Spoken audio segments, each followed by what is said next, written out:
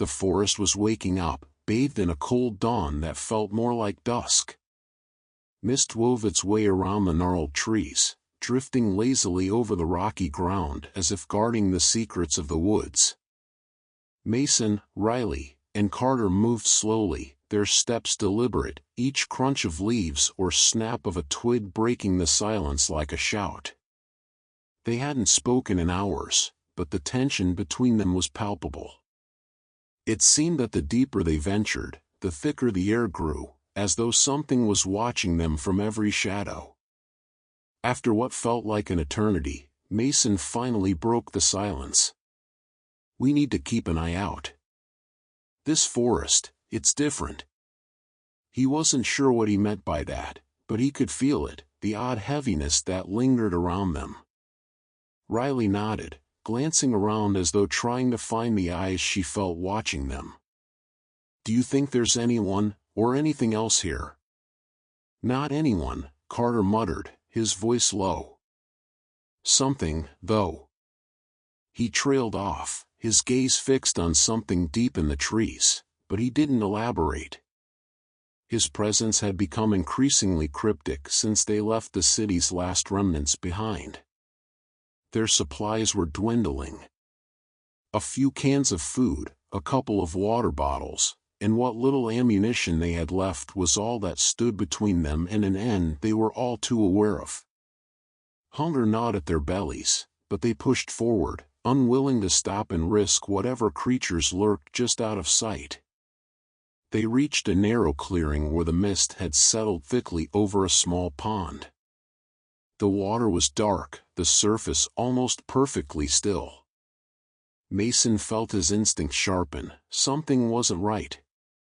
"We should fill up on water while we're here," he suggested, kneeling by the edge and inspecting it.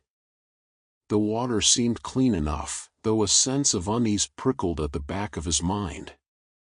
Riley joined him, crouching down and staring at her own reflection. Her face was haggard, exhaustion and fear leaving dark shadows beneath her eyes. She scooped a handful of water to her lips, but paused just before drinking, something catching her eye in the water's reflection. Her face twisted in horror. "Mason, behind us." Mason looked up, his blood running cold as he turned slowly. A shadow was standing just at the edge of the clearing, unmoving. It was human-shaped, but distorted, as though it was only half there. Its face, or what could have been a face, was turned toward them, but its eyes were hollow, empty. For a moment, no one moved. They stood frozen, caught in a silent, terrifying standoff. Then, as suddenly as it had appeared, the figure melted back into the mist, vanishing between the trees. Riley's hand clamped onto Mason's arm, her grip tight and trembling. Did you see that?" Mason nodded, his throat too tight to speak. Carter watched the place where the shadow had disappeared, his expression unreadable. After a moment, he turned away, his face hard. "Let's keep moving," he said, his voice gruff.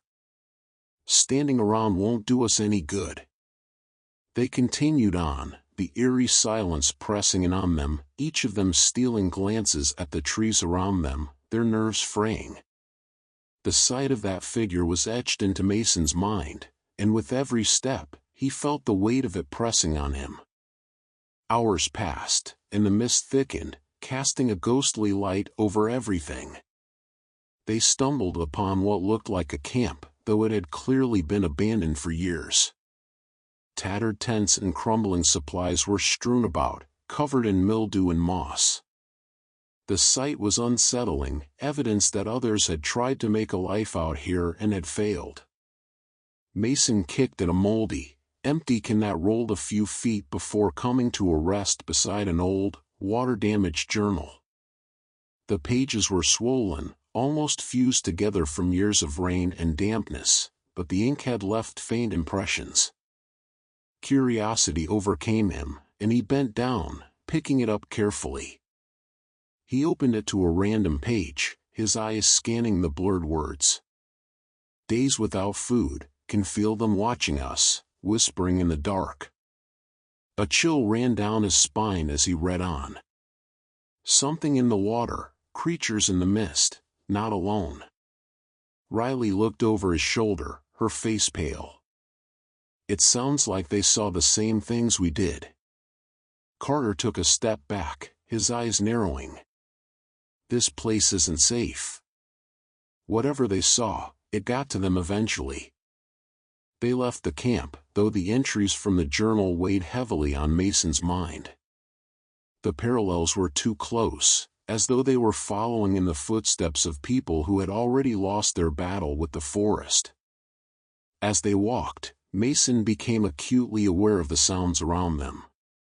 Every twig snap, every rustle of leaves, made him tense. He could tell that Riley and Carter were feeling it too, their eyes darting around, every shadow a potential threat.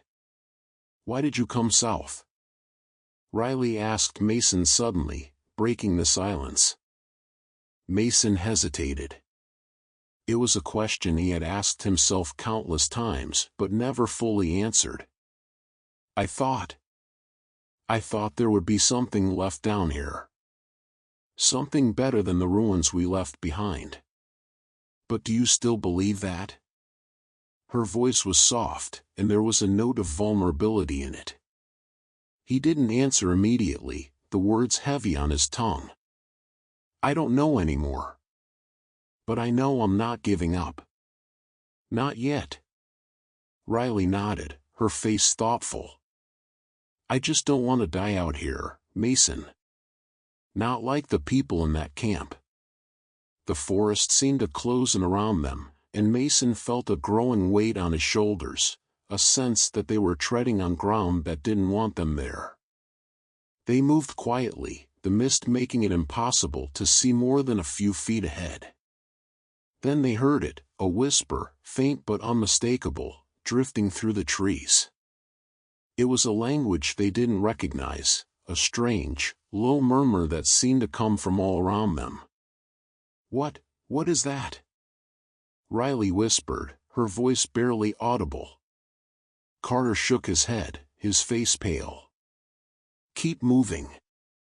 Don't stop." But the whispers grew louder, as though the forest itself was alive, surrounding them with voices that taunted and jeered, the sounds mingling with the wind. Mason's heart raced, every nerve on edge as he tried to keep his focus. Just when he thought he couldn't take it any longer, the voices faded, leaving an oppressive silence in their wake. He looked at his companions. Riley's face was ashen, her hands trembling. Carter's jaw was clenched, his eyes dark with fear.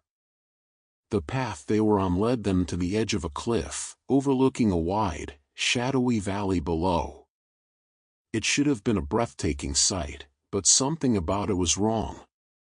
The valley was cloaked in darkness, even as the sun attempted to rise, casting a dim, unnatural light over the landscape. Mason felt an overwhelming sense of dread as he looked out over the valley. He could feel it calling to him, as though something was lurking within the shadows, waiting for them to descend. "We can't go down there," Riley whispered, her voice tight with fear. "Whatever's down there, it's not natural." Carter's face was grim. "It's the only way forward. We have to keep moving." Mason took a deep breath, steadying himself. The valley loomed below, a black void that seemed to swallow the light. He knew, deep down, that if they descended into that darkness, there would be no turning back. But he also knew that staying still was just as dangerous. "We go together," Mason said, his voice resolute, though his hands shook as he gripped his weapon tightly. Riley and Carter nodded, their faces etched with determination despite the fear that gnawed at them. They took their first steps down the rocky path into the valley, the mist closing in around them once more. The darkness seemed to grow thicker, swallowing their footsteps, muffling their breathing, until it felt like they were moving through a world that was dead and hollow. And as they descended, Mason could have sworn he saw a figure standing at the top of the cliff, watching them go, its face obscured by the mist. He blinked, and it was gone, leaving only the empty path they had left behind. The whispers began again, louder this time, as if welcoming them into the valley's embrace.